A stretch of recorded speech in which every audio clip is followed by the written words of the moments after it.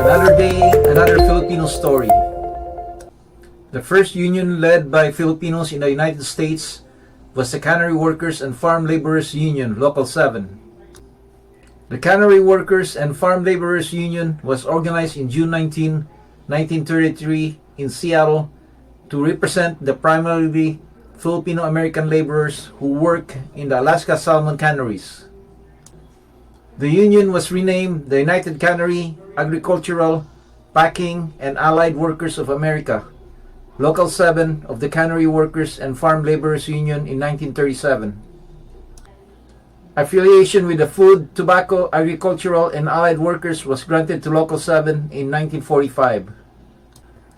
The union changed its name to Local 37 of the International Longshore and Warehouse Union in 1951, and then to Region 37 of the IBU, ILWU, sometimes around 1987. Cannery workers who are Filipino Americans have historically made up the membership. Beginning in 1911, Filipinos began working in Alaska's canneries.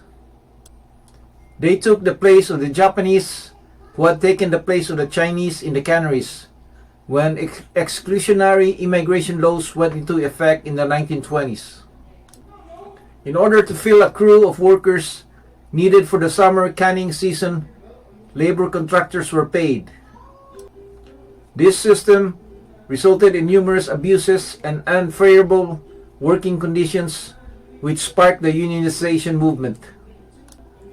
Filipinos were not the first to attempt unionization in the salmon canneries. In fact, it happened in 1867 and again in 1877.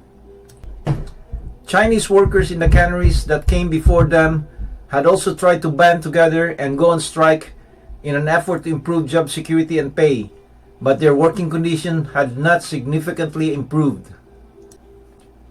Prior to 1936, the CWFLU also had to contend with rival unions like the Fishermen and Cannery Workers Industrial Union, a union that was sponsored by the Trade Union Unity League as a rival and in retaliation for the CWFLU's sluggish response to the contracting issue. However, the FCWIU was disbanded in 1935.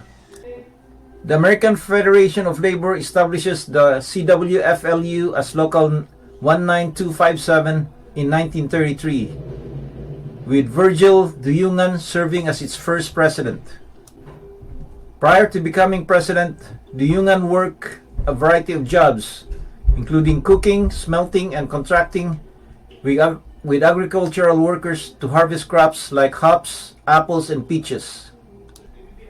He also had 7 children with Margaret Mislang, a white woman born in Seattle who later wed Joe Mislang, a union colleague of Virgil's, during their 1924 marriage in Washington State.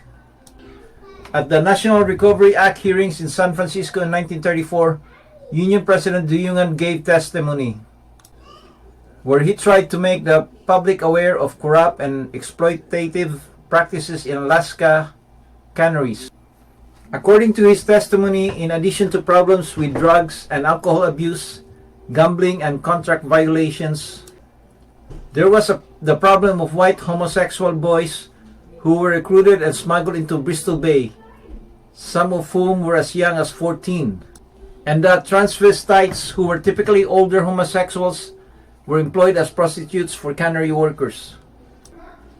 On the evening of December 1, 1936, at the Gyoko Ken Cafe, a Japanese eatery that frequently served as a venue for union meetings, the nephew of a labor contractor, Placido Patron, who also got shot and died that same night, shot and killed Duyungan and Union Secretary Aurelio Simon.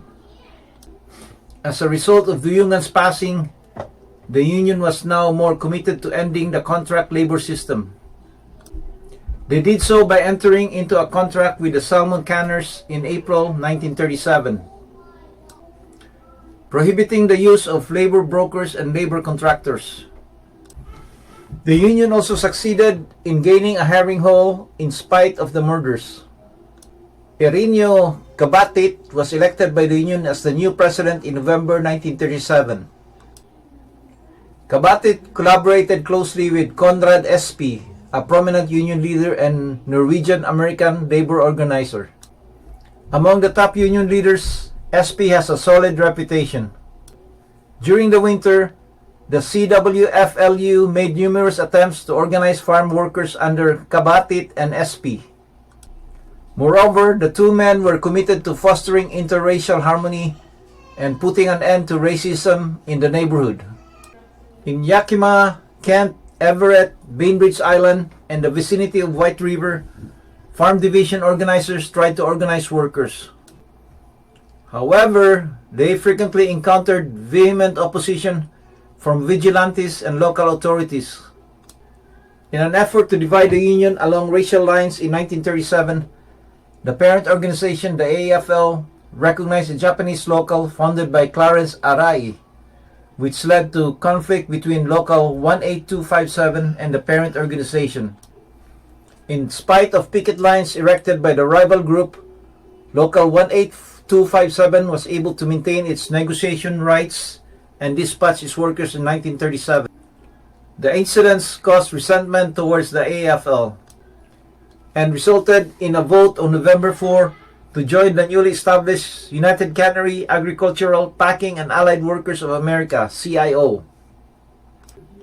Local 18257 in Seattle changed its name to UCAPAWA Yucatawa Local 7, and the Cannery Workers Union in San Francisco and Portland also joined Yucatawa.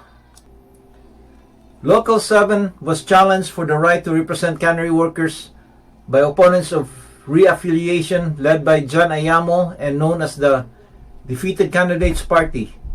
These opponents received the old 18257 charter. The matter was resolved in Local 7's favor in May 4, 1938 in an election that was overseen by the National Labor Relations Board, NLRB. Following the outcome, the winning union was recognized by the industry representative, Canned Salmon Industry Incorporated. Later, Ayamo created the Alaska Fish Cannery Workers AFL's union, which is governed by the Seafarers International Union. The CWFLU merged with the rival, the Filipino Protective Association, in 1937 as well. I.R. Cabatit presided over the union during the AFL union conflict. In 1939, Trinidad Rojo succeeded him and the CWFLU Local 7. CWFLU Local 7 is still in operation today under the name Region 37 of the IBU-ILWU. I sincerely hope today was enjoyable and educational for you. In order for us to create more videos that highlight Filipinos, kindly like, share, and subscribe. If you would like to be notified when we upload a new video, kindly click the notification bell. Thank you, and we'll see you all in our next video. Thanks for watching.